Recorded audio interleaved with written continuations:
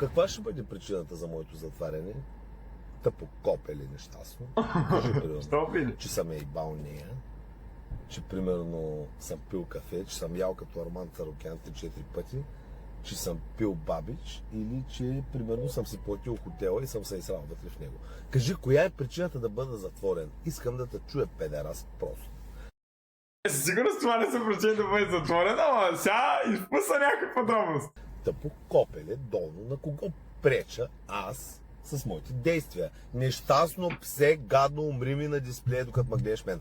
Кажи, бе, копеле. Кажи.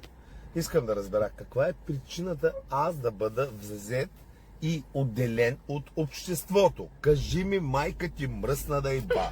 Кажи. Кажи каква е причината. Кажи. Ужас. Неадекватен си пич, вървиш с мачетата. Мачетето е в сака затворено. Кой знае какво има в моя личен сак? Той е анда.